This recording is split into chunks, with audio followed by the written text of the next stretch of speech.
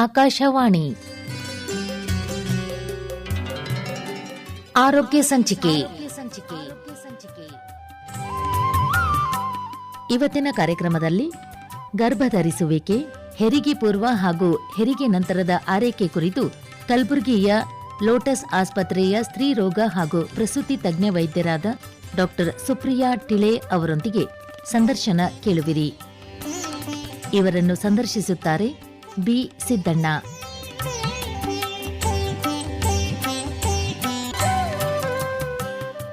ನಮಸ್ಕಾರ ಕೇಳುಗರೆ, ಇವತ್ತಿನ ಆರೋಗ್ಯ ಸಂಚಿಕೆ ಕಾರ್ಯಕ್ರಮಕ್ಕೆ ತಮಗೆಲ್ಲರಿಗೂ ಸ್ವಾಗತ. ಕೇಳುಗರೆ, ಇತ್ತೀಚೆಗೆ ನಾವು ಸಾಕಷ್ಟು ಮಾಧ್ಯಮಗಳಲ್ಲಿ ನೋಡ್ತಿರ್ತೀವಿ, ಪತ್ರಿಕೆಗಳಲ್ಲಿ ಓದ್ತಾ ಇರ್ತೀವಿ. ಈ ಗರ್ಭ ಧರಿಸುವಿಕೆ ಅಂದರೆ ಗರ್ಭಧಾರಣೆ ಬಗ್ಗೆ ಸಾಕಷ್ಟು ಸಮಸ್ಯೆಗಳು ಇದಾವಂತೆ ನಾವು ಕೇಳಲ್ಪಟ್ಟಿದ್ದೀವಿ. ಯಾಕಂದರೆ ಇತ್ತೀಚಿನ ಯುವಕರಲ್ಲಿ ನಮ್ಮ ಆಹಾರ ಪದ್ಧತಿ ಇರ್ಬೋದು ಅಥವಾ ನಮ್ಮ ಜೀವನ ಶೈಲಿ ಇರ್ಬೋದು, ಇದರಿಂದ ಕೆಲವೊಂದು ಈ ಗರ್ಭ ಧರಿಸುವಿಕೆ ಮತ್ತು ಗರ್ಭಧಾರಣೆ ನಂತರ ಆರೈಕೆ ಇದರಲ್ಲಿ ಕೆಲವು ತೊಂದರೆಗಳಾಗಿ ಸಾಕಷ್ಟು ಸಮಸ್ಯೆಗಳ ಎದುರಿಸ್ತಾ ಇರೋದನ್ನು ನಾವು ನೋಡ್ತಾ ಇದ್ದೀವಿ. ಇವತ್ತಿನ ಕಾರ್ಯಕ್ರಮದಲ್ಲಿ ನಾವು ಈ ಗರ್ಭ ಧರಿಸುವಿಕೆ, ಗರ್ಭಧಾರಣೆ ಪೂರ್ವ ಮತ್ತು ಗರ್ಭಧಾರಣೆ ನಂತರ ಯಾವ ರೀತಿ ಆರೈಕೆ ಮಾಡ್ಕೋಬೇಕು ಅನ್ನೋದ್ರ ಬಗ್ಗೆ ಇವತ್ತು ಮಾಹಿತಿಯನ್ನು ಪಡೆಯೋಣ. ಇವತ್ತಿನ ಕಾರ್ಯಕ್ರಮದಲ್ಲಿ ನಿಮಗೆ ಮಾಹಿತಿ ಮಾಡಿಕೊಡ್ಲಿಕ್ಕೆ ಈಗ ನಮ್ಮ ಜೊತೆಗೆ ಇದ್ದಾರೆ ಕಲಬುರಗಿಯ ಲೋಟಸ್ ಆಸ್ಪತ್ರೆಯ ಸ್ತ್ರೀರೋಗ ಹಾಗೂ ಗರ್ಭಧಾರಣೆ ತಜ್ಞರಾದ ಡಾಕ್ಟರ್ ಸುಪ್ರಿಯಾ ಟಿಳೆ ಅವರು. ನಮಸ್ಕಾರ ಮೇಡಮ್. ನಮಸ್ಕಾರ. ಕಾರ್ಯಕ್ರಮಕ್ಕೆ ತಮಗೆ ಸ್ವಾಗತ. ಧನ್ಯವಾದ ಮೇಡಮ್. ಇತ್ತೀಚಿನ ದಿನಗಳಲ್ಲಿ ನಾವು ಈ ಗರ್ಭ ಧರಿಸುವಿಕೆ ಸಮಸ್ಯೆಯನ್ನು ನಮ್ಮ ಯುವಕರಲ್ಲಿ, ಇತ್ತೀಚಿನ ಯುವ ಜನರಲ್ಲಿ ಕಾಣ್ತಾ ಇದ್ದೀವಿ.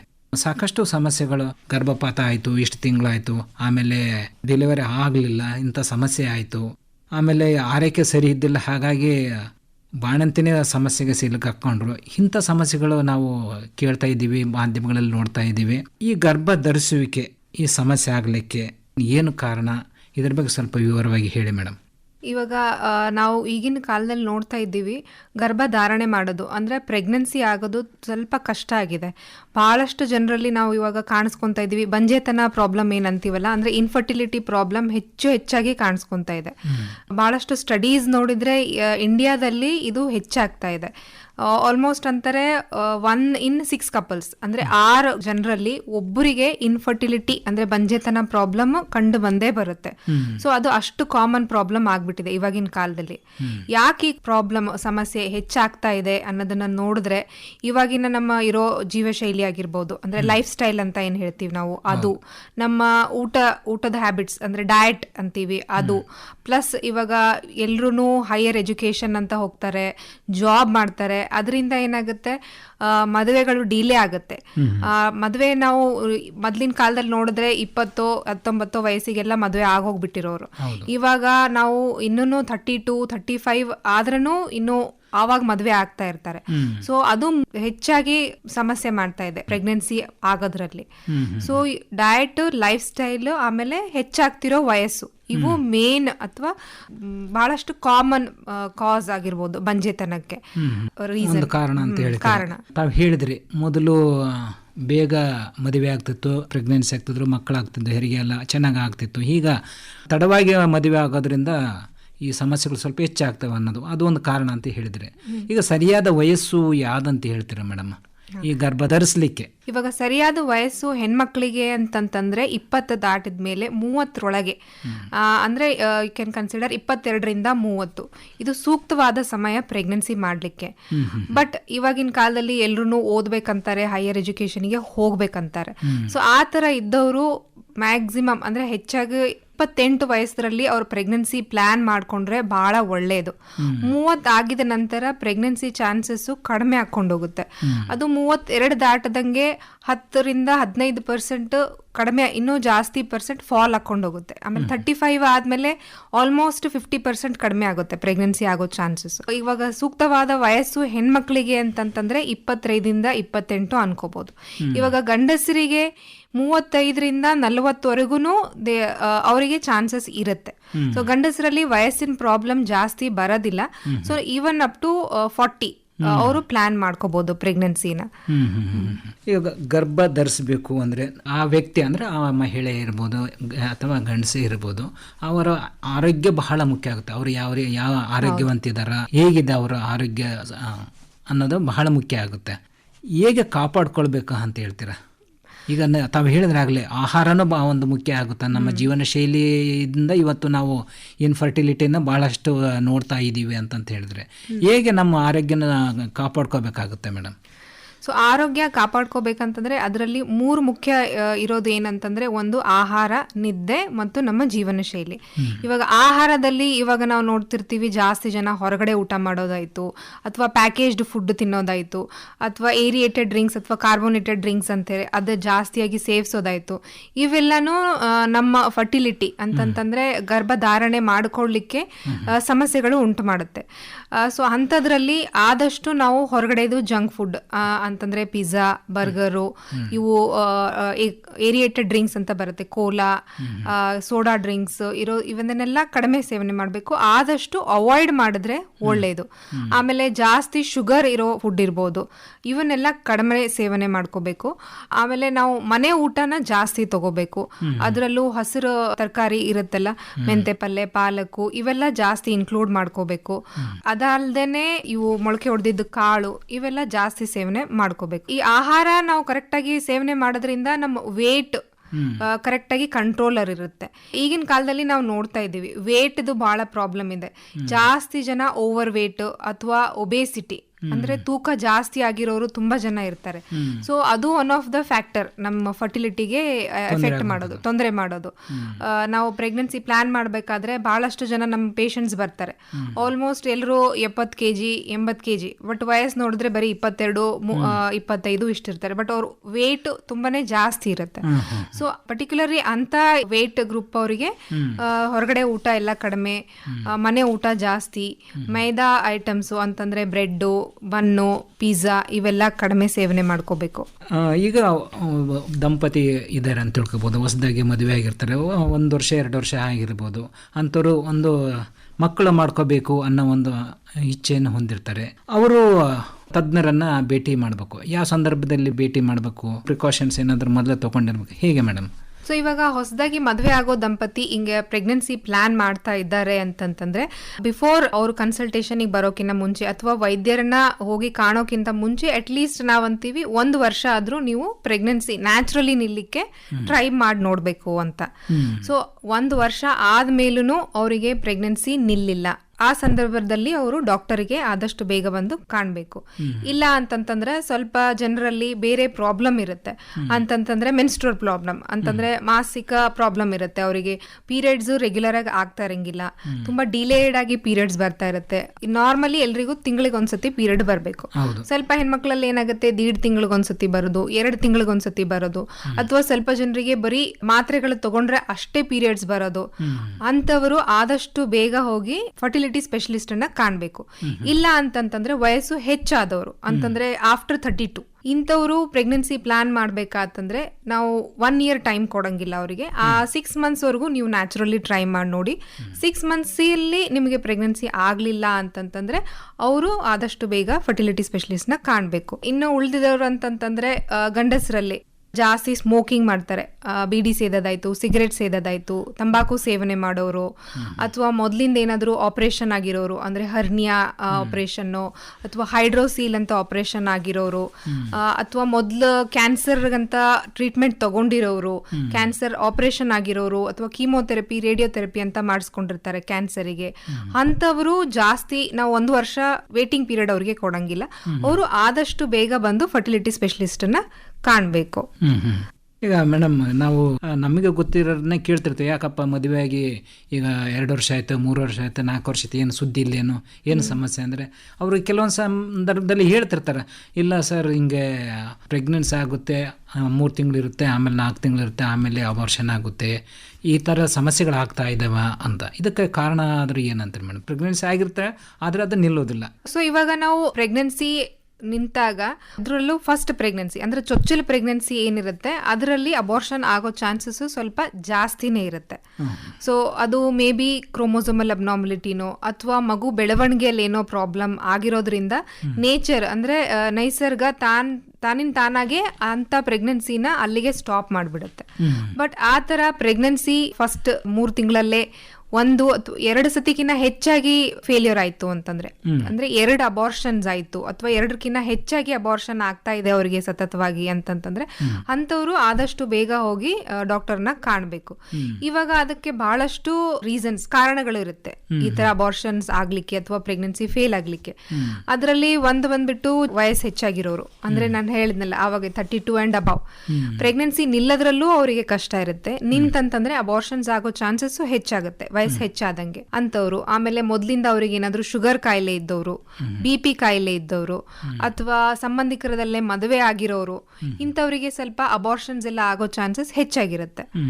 ಅಥವಾ ಥೈರಾಯ್ಡ್ ಪ್ರಾಬ್ಲಮ್ ಇರೋರು, ಇದೆಲ್ಲ ಮೆಡಿಕಲ್ ಪ್ರಾಬ್ಲಮ್ಸ್ ಅಲ್ದೇನೆ ಗರ್ಭಕೋಶದ್ದು ಸ್ವಲ್ಪ ಪ್ರಾಬ್ಲಮ್ಸ್ ಇರುತ್ತೆ. ಅಂದ್ರೆ ಗರ್ಭಕೋಶ ನಾರ್ಮಲ್ ಆಗಿ ಇರಂಗಿಲ್ಲ ಸ್ಟ್ರಕ್ಚರ್ ವೈಸ್, ಅಂದ್ರೆ ಅದರ ಆಕಾರ ಕರೆಕ್ಟ್ ಆಗಿರಂಗಿಲ್ಲ. ಸೊ ಅಂತದ್ರಲ್ಲಿ ಗರ್ಭಾಶಯ ಮಗುವನ್ನ ಪೂರ್ತಿ 9 ತಿಂಗಳಿಗೆ ಇಟ್ಕೊಳ್ಳೋ ಕೆಪಾಸಿಟಿ ಅದಕ್ಕೆ ಇರಂಗಿಲ್ಲ. ಸೊ ಅಂತವ್ರಲ್ಲಿ ನಾವು ಅರ್ಲಿ ಪ್ರೆಗ್ನೆನ್ಸಿ ಫೇಲ್ಯೂರ್ ಅಂತಂದ್ರೆ 3 ತಿಂಗಳಲ್ಲೇ ಅಬಾರ್ಷನ್ ಆಗೋದು ಅಥವಾ 5 ತಿಂಗಳಲ್ಲೇ ಅಬಾರ್ಷನ್ ಆಗೋದನ್ನ ಹೆಚ್ಚಾಗಿ ನೋಡ್ತೀವಿ ಗರ್ಭಾಶಯ ಪ್ರಾಬ್ಲಮ್ ಇದ್ದವರಲ್ಲಿ. ಗರ್ಭಾಶಯದು ಬಾಯಿ ಏನಂತೀವಿ ನಾವು ಸರ್ವಿಕ್ಸ್ದು ಕೆಪಾಸಿಟಿ ಕಡಿಮೆ ಇತ್ತು ಅಂತಂದ್ರೆ ಆ ಕಂಡೀಷನ್ ನಾವು ಸರ್ವೈಕಲ್ ಇನ್ಸಫಿಷಿಯನ್ಸಿ ಅಂತ ಹೇಳ್ತೀವಿ. ಅಂತವರಲ್ಲೂ 5ನೇ ತಿಂಗಳಲ್ಲಿ ಹೆಚ್ಚಾಗಿ ಅಬಾರ್ಷನ್ಸ್ ಆಗೋ ಚಾನ್ಸಸ್ ಇರುತ್ತೆ. ಮೇಡಮ್, ಈಗ ಗರ್ಭಧಾರಣೆ ಆಗಿರುತ್ತೆ, ಕೆಲವರು ಗರ್ಭ ಧರಿಸಿರ್ತಾರೆ, ಅವರಿಗೆ ಏನು ಆರೈಕೆ ಬಹಳ ಮುಖ್ಯ ಆಗುತ್ತೆ. ಕೆಲವರು ಓವರ್ ಕೇರ್ ತಗೊತಾರೆ, ಕೆಲವರು ಬಹಳ ನೆಗ್ಲೆಕ್ಟ್ ಮಾಡ್ತಿರ್ತಾರೆ. ಯಾವ ರೀತಿ ಇರಬೇಕಂತಾರೆ? ಈಗ ಕೆಲವು ಜರ್ನಿ ಮಾಡಬಾರ್ದು ಅಂತ ಹೇಳ್ತಾರೆ, ಯಾವ ಟೈಮ್ನಲ್ಲಿ ಜರ್ನಿ ಮಾಡಬೇಕು, ಯಾವ ಟೈಮ್ನಲ್ಲಿ ಮಾಡಬಾರ್ದು, ಟೈಮ್ ಟು ಟೈಮ್ ಯಾವ ರೀತಿ ಆಹಾರ ತಗೋಬೇಕು. ಇದರಲ್ಲಿ ಕೆಲವರು ನೆಗ್ಲೆಕ್ಟ್ ಇರ್ತದೆ, ಕೆಲವರು ಓವರ್ ಕೇರ್ ಆಗ್ತಿರ್ತದೆ. ಇದ್ರ ಬಗ್ಗೆ ಹೇಳಿ ಮೇಡಮ್. ಈಗ ಗರ್ಭಧಾರಣೆ ಆದಮೇಲೆ ಯಾವ ಟೈಮಲ್ಲಿ ನಿಮಗೆ ಗೊತ್ತಾಗ್ಬಿಡುತ್ತೆ ನಿಮ್ಮದು ಪ್ರೆಗ್ನೆನ್ಸಿ ಟೆಸ್ಟ್, ಅಥವಾ ನೀವು ಯೂರಿನ್ ಪ್ರೆಗ್ನೆನ್ಸಿ ಟೆಸ್ಟ್ ಅಂತ ಮಾಡ್ತೀರಿ ಮನೆಯಲ್ಲಿ, ಕಿಟ್ ತಗೊಂಡು ಅದರಲ್ಲಿ ಯೂರಿನ್ ಹಾಕ್ಬಿಟ್ಟು ನೋಡ್ತೀರಾ 2 ಲೈನ್ ಬಂದಿರುತ್ತೆ. ಸೊ ದಟ್ ಆ ಮೂಮೆಂಟಲ್ಲೇ ನೀವು ಹೋಗಿ ಫಸ್ಟ್ ವಿಸಿಟ್ ಡಾಕ್ಟರ್ಗೆ ತೋರಿಸ್ಕೋಬೇಕು. ಆ ಟೈಮಲ್ಲಿಂದನೇ ನಿಮ್ಮ ಕೇರ್ ಸ್ಟಾರ್ಟ್ ಆಗುತ್ತೆ. ಸೊ ಫಸ್ಟ್ 3 ತಿಂಗಳ ತುಂಬಾ ಮುಖ್ಯ ಇರುತ್ತೆ ಮಗು ಬೆಳವಣಿಗೆ ಪಾಯಿಂಟ್ ಆಫ್ ವ್ಯೂ. ಯಾಕಂದ್ರೆ ಆ 3 ತಿಂಗಳಲ್ಲಿ ಮಗುದು ಎಲ್ಲಾನು ಆರ್ಗನ್ಸ್ ಬೆಳೆಯುತ್ತೆ. ಸೊ ಟೈಮಲ್ಲಿ ಫೋಲಿಕ್ ಆಸಿಡ್ ಅಂತ ಡಾಕ್ಟರ್ ಟ್ಯಾಬ್ಲೆಟ್ ಅನ್ನ ಸ್ಟಾರ್ಟ್ ಮಾಡ್ತಾರೆ. ಸೊ ಅದನ್ನ ಎವ್ರಿ ಡೇ ತಪ್ಪದಂಗೆನೆ 3 ತಿಂಗಳು ತಗೊಳ್ಳೇಬೇಕು. ಫಸ್ಟ್ 3 ತಿಂಗಳಲ್ಲೂ ವಾಂತಿ ಆಗೋದು ಅಥವಾ ವಾಂತಿ ಬರೋ ತರ ಆಗೋದು, ನಾವು ನಾಸಿಯಾ ಅಂತೀವಿ, ಇವೆಲ್ಲ ಪ್ರಾಬ್ಲಮ್ಸ್ ಸ್ವಲ್ಪ ಕಾಮನ್ ಆಗಿ, ಅಂದ್ರೆ it is common problem of the pregnancy. First 3 months ಅಲ್ಲಿ ಕಾಮನ್ ಪ್ರಾಬ್ಲಮ್ ಇದು. ಅಂತದ್ರಲ್ಲಿ ಅವರು ಅದು ವಾಂತಿಗೆನು ಟ್ಯಾಬ್ಲೆಟ್ಸ್ ಅದನ್ನೆಲ್ಲ ಆಡ್ ಮಾಡ್ತಾರೆ. ಸೊ ಅದನ್ನೆಲ್ಲಾನು ಕಂಟಿನ್ಯೂ ಇಡಬೇಕು. ಆಮೇಲೆ ಆಹಾರ ವಿಷಯದಾಗ ಬಂದಾಗ ಎಲ್ಲಾನು ಅವರು ಸೇವಿಸಬಹುದು. ಡಾಕ್ಟರ್ ಅಂದ್ರೆ ನಮ್ ಕಡೆಯಿಂದ ಯಾವುದೇ ರೀತಿಯಾಗಿ ರೆಸ್ಟ್ರಿಕ್ಷನ್ಸ್ ಇರಂಗಿಲ್ಲ. ಅಂದ್ರೆ ಈ ತರ ಊಟನ ತಿನ್ಬಾರ್ದು, ಆ ತರ ಊಟನ ತಿನ್ಬಾರ್ದು ಅಂತ ಏನೂ ಇರಂಗಿಲ್ಲ. ಎಲ್ಲಾ ತರಾನು ತಿನ್ಬಹುದು. ಅದರಲ್ಲೂ ಹಸಿರು ತಪ್ಪಲ್ ಪಲ್ಯ ಅಂದ್ರೆ ಮೆಂತೆ ಪಲ್ಯ, ಪಾಲಕ್ಕು, ಇವನ್ನೆಲ್ಲ ಸ್ವಲ್ಪ ಜಾಸ್ತಿ ಸೇವನೆ ಮಾಡಬೇಕು. ನೀರು ಹೆಚ್ಚಾಗಿ ಕುಡಿಬೇಕು ಥ್ರೂ ಔಟ್ ದ ಪ್ರೆಗ್ನೆನ್ಸಿ. ಪೂರ್ತಿ 9 ತಿಂಗಳಲ್ಲಿ ನೀರಿನ ಸೇವನೆ ಹೆಚ್ಚಾಗಬೇಕು. ಇನ್ ಬರೀ ನೀರ್ ಕುಡಿಯಕ್ಕಾಗದೆ ಹೋದ್ರೆ ಎಳ್ನೀರನ್ನ ಸೇವಿಸಬಹುದು. ಹಂಗ್ ನೋಡಿದ್ರೆ ಎಳ್ನೀರು ದಿನ 1 ಕುಡಿದ್ರೆ ತುಂಬಾ ಒಳ್ಳೇದು. ಹಳೆ ಕಾಲದವ್ರು ಹೇಳ್ತಾರೆ ಎಳ್ನೀರ್ ಕುಡಿಯೋದ್ರಿಂದ ಶೀತ ಆಗತ್ತ, ನೆಗಡಿ ಆಗತ್ತೆ, ಕೆಮ್ಮು ಬರುತ್ತೆ, ತಂಪು ಅಂತ. ಬಟ್ ಗುಲ್ಬರ್ಗಾ ಬೇಸಿಗೆ ಬಿಸಿಲಿಗೆ ಎಳ್ನೀರು ತುಂಬಾ ಒಳ್ಳೇದು. ದಿನಕ್ಕೊಂದು ಎಳ್ನೀರು ಕುಡಿದ್ರೆ ತುಂಬಾ ಒಳ್ಳೇದು. ಈಗ ಇದು ಬಿಟ್ಟು ಫಸ್ಟ್ 3 ಮಂತ್ಸ್ ಆದ್ಮೇಲೆ ಆವಾಗ ಮಗುವಿನ ಗ್ರೋತ್ ಜಾಸ್ತಿ ಇರುತ್ತೆ, ಮಗು ತೂಕ ಜಾಸ್ತಿ ಹಾಕೊಂಡು ಹೋಗುತ್ತೆ. ಆ ಟೈಮಲ್ಲಿ ಮಗುಂದು ಡಿಮಾಂಡ್ ಜಾಸ್ತಿ ಇರುತ್ತೆ, ಅದಕ್ಕೆ ಹೆಚ್ಚಾಗಿರೋ ಆರೈಕೆ ಬೇಕಾಗುತ್ತೆ. ಅಂಥದ್ರಲ್ಲಿ ತಾಯಿದು ಊಟನೂ ಅಷ್ಟೇ ನ್ಯೂಟ್ರಿಷಿಯಸ್ ಆಗಿರ್ಬೇಕು. ಸೊ ಆ ಟೈಮಲ್ಲಿ ಐರನ್ ಕ್ಯಾಲ್ಸಿಯಂ ಟ್ಯಾಬ್ಲೆಟ್ ಸ್ಟಾರ್ಟ್ ಮಾಡಿರ್ತೀವಿ ನಾವು 5ನೇ ತಿಂಗಳದಿಂದ. ಸೊ ಆ ಐರನ್ ಕ್ಯಾಲ್ಸಿಯಂ 5ನೇ ತಿಂಗಳದಿಂದ ಪೂರ್ತಿ ಡೆಲಿವರಿ ಆಗೋವರೆಗೂ ಅವರು ಕಂಟಿನ್ಯೂವೇ ಇಡಬೇಕು. ತಾವಾಗೆ ಟ್ಯಾಬ್ಲೆಟ್ ಸ್ಟಾಪ್ ಮಾಡೋದಾಯ್ತು ಅಥವಾ ಡಾಕ್ಟರ್ ಬರೀ 10 ಬರ್ದಿದ್ರು ನಾನು ಅದಕ್ಕೆ 10ನೇ ತಗೊಂಡೆ, ಆ ಥರ ಮಾಡಬಾರ್ದು. ಸೊ ಪೂರ್ತಿ 5th ಮಂತ್ 5ನೇ ತಿಂಗಳದಿಂದ 9 ತಿಂಗಳು ಡೆಲಿವರಿ ಆಗೋವರೆಗೂ ಐರನ್ ಕ್ಯಾಲ್ಸಿಯಂ ಟ್ಯಾಬ್ಲೆಟ್ ಅನ್ನ ಕಂಟಿನ್ಯೂ ಇಡಬೇಕು. ಅದಲ್ಲದೆ ಮಂತ್ಲಿ ಚೆಕಪ್ಗೆ ಹೋಗ್ಬೇಕು. ಮೊದ್ಲು 7-8 ತಿಂಗಳವರೆಗೂ ಪ್ರತಿ 4 ವಾರ ಅಂದ್ರೆ ಪ್ರತಿ ತಿಂಗಳು ಡಾಕ್ಟರ್ ಹತ್ರ ಹೋಗ್ಲೇಬೇಕು. ಅವ್ರು ಯಾವಾಗ blood test, urine test, scanning ಅದನ್ನೆಲ್ಲ ಬರೀತಾರೋ ಅದನ್ನ ಆವಾಗವಾಗೆ ಮಾಡಿಸ್ಕೋಬೇಕು. ಹಂಗೇನಾದ್ರೂ ರೂಟೀನ್ ಚೆಕಪ್ ಬಿಟ್ಟು ಮಧ್ಯದಲ್ಲಿ ಏನಾದರೂ ಪ್ರಾಬ್ಲಮ್ ಬಂತು ಅಂತಂತಂದ್ರೆ ಇಮಿಡಿಯೇಟ್ ಆಗಿ ಹೋಗಿ ತೋರಿಸ್ಕೋಬೇಕು. ನೆಗ್ಲೆಕ್ಟ್ ಮಾಡ್ಕೋಬಾರ್ದು. ಯಾವುದೋ ಥರದ್ದು ಸಿಂಪ್ಟಮ್ಸ್ ಪ್ರೆಗ್ನೆನ್ಸಿಯಲ್ಲಿ ನೆಗ್ಲೆಕ್ಟ್ ಮಾಡ್ಕೋಬಾರ್ದು. ಅಂದ್ರೆ ತಲೆನೋವಾಯ್ತು, ಕಣ್ಮಂಜಾಗೋದು, ಕಾಲು ಊತ ಬರೋದು, ಅಥವಾ ಎದೆ ಉರಿಯೋದು, ವಾಮಿಟಿಂಗ್ ಆಗೋದು, ವಾಂತಿ ಬರೋದು, ಇವೆಲ್ಲಾನು ಹೆಚ್ಚು BP ಆದಾಗ ಆಗೋ ಸಿಂಪ್ಟಮ್ಸ್. ಸೊ ಈ ತರ ಎಲ್ಲ ಸಿಂಪ್ಟಮ್ಸ್ ಬಂದಾಗ ಆದಷ್ಟು ಬೇಗ ಡಾಕ್ಟರ್ನ ಕಾಣಬೇಕು. ಅದಲ್ದೇನೆ ಹೊಟ್ಟೆ ನೋವು ಬರೋದು ಅಥವಾ ನೀರು ಹೋಗೋದು ಅಥವಾ ಕೆಂಪು ಮುಟ್ಟು ಹೋಗೋದು ಪ್ರೆಗ್ನೆನ್ಸಿಯಲ್ಲಿ ಇವೆಲ್ಲ ನಾರ್ಮಲ್ ಅಲ್ಲ. ಸೊ ಈ ತರ ಸಿಂಪ್ಟಮ್ಸ್ ಎಲ್ಲ ಕಾಣಿಸ್ಕೊಂಡಾಗೂ ಆದಷ್ಟು ಬೇಗ ಡಾಕ್ಟರ್ನ ಕಾಣಬೇಕು. ಆಮೇಲೆ 3ನೇ ತಿಂಗಳದ ಸ್ಕ್ಯಾನಿಂಗು 5ನೇ ತಿಂಗಳದ ಸ್ಕ್ಯಾನಿಂಗು ಬಹಳ ಇಂಪಾರ್ಟೆಂಟ್ ಇರುತ್ತೆ ಪ್ರೆಗ್ನೆನ್ಸಿಯಲ್ಲಿ. ಇದರಲ್ಲಿ ನಾವು ಮಗು ಬೆಳವಣಿಗೆಯನ್ನ ನೋಡ್ತೀವಿ. ಅಂದ್ರೆ ಮಗು ಎಲ್ಲ ಕೈ, ಕಾಲು, ತಲೆ ಭಾಗ ಇದನ್ನೆಲ್ಲಾನು ಕರೆಕ್ಟ್ ಆಗಿ ಡೆವಲಪ್ ಆಗಿದೆಯೋ ಇಲ್ಲೋ ಅಂತ ಕಾಣ್ಬರುತ್ತೆ. ಸೊ 3ನೇ ತಿಂಗಳದು 5ನೇ ತಿಂಗಳದ ಸ್ಕ್ಯಾನು ತುಂಬಾ ಇಂಪಾರ್ಟೆಂಟ್. ಸೊ ಈ ಸ್ಕ್ಯಾನ್ ಮಿಸ್ ಮಾಡಬಾರ್ದು. ಅದಲ್ದೇನೆ ಊಟದಲ್ಲಿ ನಾವು ಹೆಚ್ಚಾಗಿ ಖಜೂರು, ಆಮೇಲೆ ದಾಳಿಂಬ್ರೆ, ಶೇಂಗಾ, ಬೆಲ್ಲ ಇವನ್ನೆಲ್ಲ ಹೆಚ್ಚಾಗಿ ಸೇವಿಸಬೇಕು. ಇದರಿಂದ ರಕ್ತ ಮೈಯಲ್ಲಿ ಹೆಚ್ಚಾಗಿ ಉತ್ಪತ್ತಿ ಆಗುತ್ತೆ. ಸೊ ಐರನ್ ಟ್ಯಾಬ್ಲೆಟ್ ಇಂದ ಒಬ್ರೊಬ್ಬರಿಗೆ ಆಸಿಡಿಟಿ ಆಗೋದು, ಎದೆ ಉರಿಯೋದು, ಕಾನ್ಸ್ಟಿಪೇಷನ್ ಅಂದ್ರೆ ಮಲಬದ್ಧತೆ ಆಗೋದು ಇವೆಲ್ಲ ಜಾಸ್ತಿ ಇರುತ್ತೆ. ಅಂಥವ್ರು ಊಟದಲ್ಲಿ ಇಂಥದೆಲ್ಲ ಪ್ರಿಕಾಷನ್ಸ್ ತಗೊಂಡಾಗ ಐರನ್ ಟ್ಯಾಬ್ಲೆಟ್ ಅನ್ನ ನೀವು ಕಡಿಮೆಯಾಗಿ ಸೇವನೆ ಮಾಡ್ಕೋಬಹುದು. ಅದಲ್ದೇನೆ ರೆಸ್ಟ್. ಸೊ ರೆಸ್ಟ್ ಬಂದಾಗ ರಾತ್ರಿ 8ರಿಂದ 10 ತಾಸು ನಿದ್ದೆ ತುಂಬಾ ಮುಖ್ಯ. ಅದಲ್ಲದೆ ದಿನದಲ್ಲಿ at least 1 to 2 hours of sleep, ಅಂದ್ರೆ 1ರಿಂದ 2 ತಾಸವರೆಗೂ ನಿದ್ದೆ ಅಥವಾ ರೆಸ್ಟ್ ಇಂಪಾರ್ಟೆಂಟ್ ಅಂತ ಹೇಳ್ತೀವಿ ನಾವು ಪ್ರೆಗ್ನೆನ್ಸಿಯಲ್ಲಿ. ಸೊ ಇದು ಊಟ ಅಲ್ದೇನೆ ನಿದ್ದೆಗೂ ಅಷ್ಟೇ ಇಂಪಾರ್ಟೆನ್ಸ್ ಕೊಡಬೇಕು. ಅದ್ರ ಬಿಟ್ಟು ಎಕ್ಸರ್ಸೈಸಸ್ ಮಾಡ್ತಾ ಇರಬೇಕು. ನಾವು ಬಹಳ ಇವಾಗಿನ ಕಾಲದಲ್ಲಿ ನೋಡ್ತೀವಿ, ತುಂಬಾ ಜನ ಪ್ರೆಗ್ನೆನ್ಸಿ ಆದ್ಮೇಲೆ ಎದ್ದು ಓಡಾಡೋದಿಲ್ಲ, ಮೆಟ್ಲು ಇಳಿಯೋದಿಲ್ಲ, ಮೆಟ್ಲು ಹತ್ತೋದಿಲ್ಲ, ಅದೆಲ್ಲ ಮೂಢನಂಬಿಕೆ ಇರುತ್ತೆ. ಇದು ಮಾಡಬಾರ್ದು, ಅದು ಮಾಡಬಾರ್ದು ಅಂತ. ಸೊ ಆ ತರ ಏನು ನಂಬಬಾರ್ದು. ಸೊ ಆದಷ್ಟು ಫಿಸಿಕಲಿ ಆಕ್ಟಿವ್ ಇರಬೇಕು. ಆಮೇಲೆ ನಾವು ಜಾಸ್ತಿ ಈಗಿನ ಟೈಮಲ್ಲಿ ನೋಡ್ತೀವಿ, ತುಂಬಾ ಜನ ವರ್ಕಿಂಗ್ ಇರ್ತಾರೆ, ಜಾಸ್ತಿ ಜನ ಕುಂತಲ್ಲೇನೆ ಕೆಲಸ ಮಾಡ್ತಾ ಇರ್ತಾರೆ. ಸ್ಪೆಷಲಿ ಅಂತಂದ್ರೆ ಸಾಫ್ಟ್ವೇರ್ದವರು, ಅವ್ರದ್ದು ಆಲ್ಮೋಸ್ಟ್ 8ರಿಂದ 10 ತಾಸು ಕುಂತ್ಕೊಂಡೇ ಕೆಲಸ ಇರುತ್ತೆ. ಸೊ ಅಂಥವ್ರಲ್ಲಿ ಅವರು ಇನ್ ಬಿಟ್ವೀನ್ ದ ವರ್ಕ್ ಅಂತಂದ್ರೆ 2 ತಾಸು ಕುಂತಿದ್ದಾಗ ಒಂದು 10 ನಿಮಿಷ ಎದ್ದು ವಾಕ್ ಮಾಡಿ ಅಥವಾ ಸ್ವಲ್ಪ ಸ್ಟ್ರೆಚಿಂಗ್ ಎಕ್ಸರ್ಸೈಸಸ್ ಅದೆಲ್ಲ ಮಾಡಬೇಕು.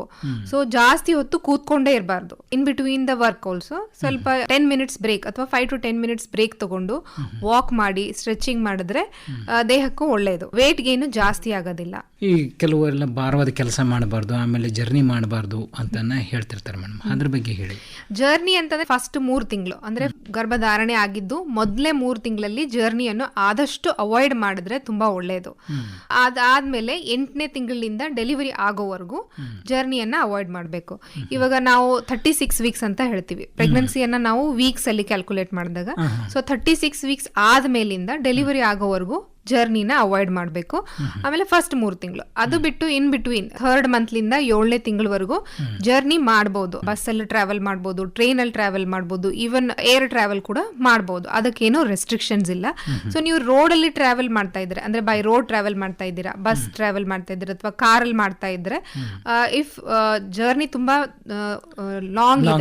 ಲಾಂಗ್ ಇದ್ರೆ ಅಂದ್ರೆ 8-10 ತಾಸು ಜರ್ನಿ ಇದೆ ಅಂತಂದ್ರೆ ಒಂದೇ ಕಡೆ ಕೂತ್ಕೊಂಡಿರ್ತೀರಾ. ಸೊ ಆ ಟೈಮಲ್ಲೂ ಇನ್ ಬಿಟ್ವೀನ್ ಬ್ರೇಕ್ ತಗೋಬೇಕು. ಸೊ ಪ್ರೈವೇಟ್ ವೆಹಿಕಲ್ ಅಲ್ಲಿ ಹೋದ್ರೆ ಕಾರ್ನ ಮಧ್ಯದಲ್ಲಿ ನಿಲ್ಸ್ಕೊಂಡು 1 or 2 hours ನಿಲ್ಸಿ ಒಂದು 10 ನಿಮಿಷ ವಾಕ್ ಮಾಡ್ಕೊಂಡು ಕಾಲನ್ನೆಲ್ಲ ಸ್ಟ್ರೆಚ್ ಮಾಡ್ಕೋಬೇಕು. Even long hours of flight ಇದ್ದಾಗ, ಫ್ಲೈಟ್ ಒಂದೊಂದು 10 ತಾಸು 8 ತಾಸದ್ದು ಇದ್ದಾಗ ಆವಾಗೂ ಅಷ್ಟೇ ಫ್ಲೈಟ್ ಅಲ್ಲೇ ಎದ್ದು ಓಡಾಡಬೇಕು. ಸೊ ಪ್ರೊಲಾಂಗ್ಡ್ ಜರ್ನಿ ಅವಾಯ್ಡ್ ಮಾಡಬೇಕು. ಅಥವಾ 3ರಿಂದ 7 ತಿಂಗಳವರೆಗೂ ಆರಾಮಾಗಿ ಟ್ರಾವೆಲಿಂಗ್ ಎಲ್ಲ ಮಾಡಬಹುದು. ಭಾರವಾದ ಕೆಲಸ ಮಾಡಬಾರ್ದು ಅಂತ ಹೇಳ್ತಿರ್ತಾರೆ, ಮನೆಯಲ್ಲಿ ಸಣ್ಣ ಪುಟ್ಟ ಕೆಲಸ ಮಾಡ್ಕೊಂಡಿರ್ಬೋದು ಅಂತ ಹೇಳ್ತಾರೆ. ಆದರೆ ಕೆಲವರು ಹಳ್ಳಿಗಳಲ್ಲಿ ಹೊಲದಲ್ಲಿ ಕೆಲಸ ಮಾಡ್ತಿರ್ತಾರೆ, ಅವರಿಗೆ ಅನಿವಾರ್ಯ ಆಗಿರ್ತದೆ. ಸೊ ರೂಟೀನ್ ಅಂತಂದ್ರೆ ನಮ್ಮ ದಿನಚರ್ಯದ ಕೆಲಸಗಳನ್ನೆಲ್ಲ ನಾವು ಆರಾಮಾಗಿ ಮಾಡಬಹುದು. ಇವಾಗ ಒಜ್ಜಿ ಕೆಲಸ ಅಥವಾ ಭಾರದ ಕೆಲಸ ಅಂತಂತಂದ್ರೆ ನೀರ್ ತುಂಬಿರೋ ಕೊಡ ಆಯ್ತು ಅಥವಾ ನೀರ್ ತುಂಬಿರೋ ಬಕೆಟ್, ಅದಕ್ಕಿಂತ ಭಾರವಾಗಿರೋದು ಯಾವುದನ್ನು ಎತ್ತೋದಾಯ್ತು ಅಥವಾ ಅದಕ್ಕಿಂತ ಭಾರವಾಗಿರೋದು ಕೆಲಸನ ಮಾಡಬಾರ್ದು. ಅದು ಬಿಟ್ಟು ಬೇರೆ ದಿನಚರ್ಯ ಕೆಲಸ, ವಾಕಿಂಗು, ಎಕ್ಸರ್ಸೈಸು ಅದೆಲ್ಲ ಆರಾಮಾಗಿ ಮಾಡಬಹುದು. ಇವಾಗ ಸ್ವಲ್ಪಷ್ಟು ಹೈ ರಿಸ್ಕ್ ಪ್ರೆಗ್ನೆನ್ಸೀಸ್ ಇರುತ್ತೆ ಅಂತಂದ್ರೆ ನಾವು ಪ್ಲೆಸೆಂಟಾ ಪ್ರಿವಿಯಾ ಅಂತ ಹೇಳ್ತೀವಿ. ಅದರಲ್ಲಿ ಏನಿರುತ್ತೆ, ಗರ್ಭಧಾರಣೆಯಲ್ಲಿ ಮಗು ಜೊತೆಗೆ ಮಾಸ್ ಅಂತ ಇರುತ್ತೆ ಅಥವಾ ಪ್ಲಾಸೆಂಟಾ ಅಂತ ಹೇಳ್ತೀವಿ ನಾವು. ಸೊ ಅದು ಒಬ್ಬರೊಬ್ಬರಿಗೆ ಕೆಳಗಡೆ ಇರುತ್ತೆ, ಮಕ್ಕಳ ಚೀಲದ ಬಾಯಿ ಮೇಲೆ ಇರುತ್ತೆ. ಸೊ ಅಂತವರಿಗೆ ನಾವು ಒಂದೊಂದ್ಸತಿ ಕಂಪ್ಲೀಟ್ ಬೆಡ್ ರೆಸ್ಟ್ ಹೇಳಿರ್ತೀವಿ ಅಥವಾ ಭಾರದ ಕೆಲಸ ಮಾಡಬೇಡ್ರಿ ಅಂತ ಹೇಳಿರ್ತೀವಿ. ಅಂಥವ್ರಲ್ಲಿ ಸ್ಪೆಷಲಿ ವರ್ಕ್ನೆಲ್ಲ ಅವಾಯ್ಡ್ ಮಾಡಬೇಕು. ಯಾಕಂದ್ರೆ ಅವರಲ್ಲಿ ಬ್ಲೀಡಿಂಗ್ ಆಗೋ ಚಾನ್ಸಸ್ ಇರುತ್ತೆ. ಸೊ ಅವರು ರೂಟೀನ್ ಆಕ್ಟಿವಿಟೀಸ್ ಅಂದ್ರೆ ಎದ್ದು ಬಿಟ್ಟು ವಾಶ್ರೂಮ್ಗೆ ಹೋಗೋವರೆಗೂ ಅಲ್ಲಿವರೆಗೂ ರೂಟೀನ್ ಆಕ್ಟಿವಿಟಿ ಮಾಡಬಹುದು. ಅದಕ್ಕಿಂತ ಹೆಚ್ಚಾಗಿರೋ ಕೆಲಸನ ಅವಾಯ್ಡ್ ಮಾಡಿದ್ರೆ ಒಳ್ಳೇದು. ಅಥವಾ ನಾರ್ಮಲ್ ಪ್ರೆಗ್ನೆನ್ಸಿ ಇದ್ದವರು ಬೇರೆ ಎಲ್ಲ ಕೆಲಸಗಳನ್ನ ಮಾಡಬಹುದು ಆರಾಮ. ಹೆರಿಗೆ ನಂತರ ಮಗು ಈ 2 ಜವಾಬ್ದಾರಿ ಬರ್ತವೆ. ಒಂದು ಬಾಣಂತಿ ಆರೈಕೆ ಜೊತೆಗೆ ಮಗುವಿನ ಆರೈಕೆ ಇಂಪಾರ್ಟೆಂಟ್ ಆಗುತ್ತೆ. ಯಾವ ರೀತಿ ಇರ್ಬೇಕಂತಾರೆ, ಮಗು ಪ್ಲಸ್ ಬಾಣಂತಿಯ ಆರೈಕೆ ಯಾವ ರೀತಿ ಇರಬೇಕಾಗಿ ಹೆರಿಗೆಯ ನಂತರ? ಸೊ ಮಗು ಹುಟ್ಟಾದ್ಮೇಲೆ ಆದಷ್ಟು ಬೇಗ ತಾಯಿ ಎದೆಗೆ ಹಚ್ಕೋಬೇಕು ಮಗುನ ಹಾಲು ಉಣ್ಸೋದಕ್ಕೆ. ಸೊ ನಾರ್ಮಲ್ ಡೆಲಿವರಿ ಆದ್ಮೇಲೆ ಅರ್ಧ ಗಂಟೆ ಇಮಿಡಿಯೇಟ್ಲಿ ಆಫ್ಟರ್ ಡೆಲಿವರಿ ಅಂತಂದ್ರೆ ಮಗು ಹುಟ್ಟಿದ ತಕ್ಷಣನೇ ನೀವು ಎದೆಗೆ ಹಚ್ಚೋಕೆ ಶುರು ಮಾಡಬಹುದು.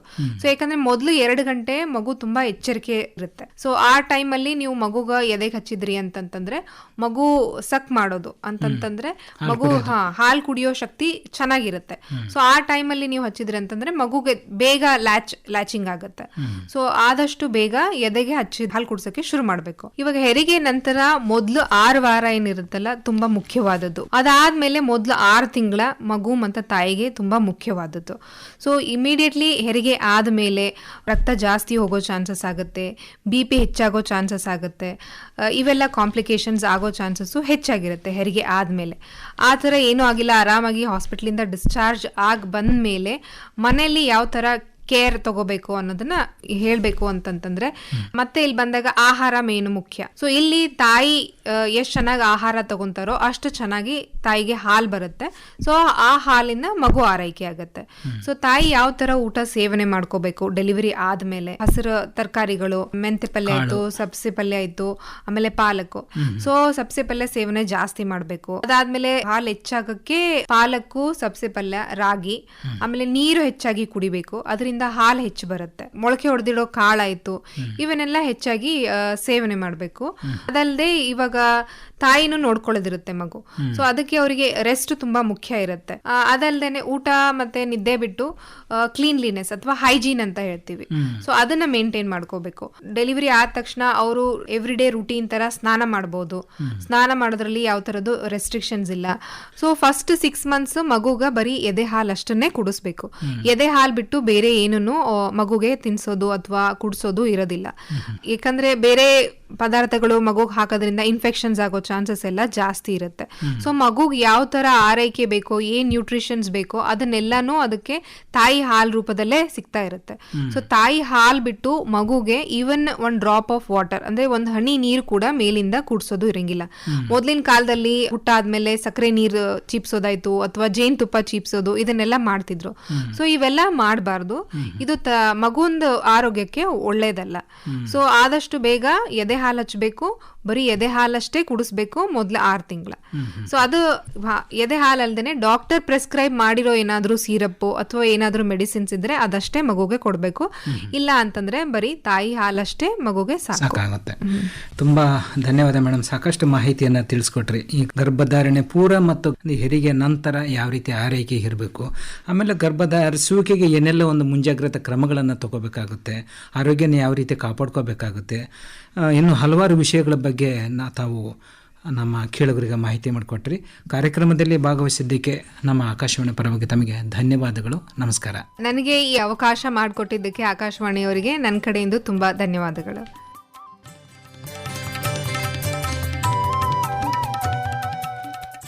ಇದುವರೆಗೆ ಗರ್ಭಧರಿಸುವಿಕೆ, ಹೆರಿಗೆ ಪೂರ್ವ ಹಾಗೂ ಹೆರಿಗೆ ನಂತರದ ಆರೈಕೆ ಕುರಿತು ಕಲಬುರಗಿಯ ಲೋಟಸ್ ಆಸ್ಪತ್ರೆಯ ಸ್ತ್ರೀ ರೋಗ ಹಾಗೂ ಪ್ರಸೂತಿ ತಜ್ಞ ವೈದ್ಯರಾದ ಡಾಕ್ಟರ್ ಸುಪ್ರಿಯಾ ಟಿಳೆ ಇವರೊಂದಿಗೆ ನಡೆಸಿದ ಸಂದರ್ಶನ ಕೇಳಿದಿರಿ. ಸಂದರ್ಶಿಸಿದವರು ಬಿ ಸಿದ್ದಣ್ಣ. ಆರೋಗ್ಯ ಸಂಚಿಕೆ ಕಾರ್ಯಕ್ರಮ ಪ್ರಸಾರವಾಯಿತು. ಸಂಕಲನ ಮಧು ದೇಶ್ಮುಖ್. ನಿರ್ಮಾಣ ಸೋಮಶೇಖರ್ ಎಸ್ ರುಳಿ.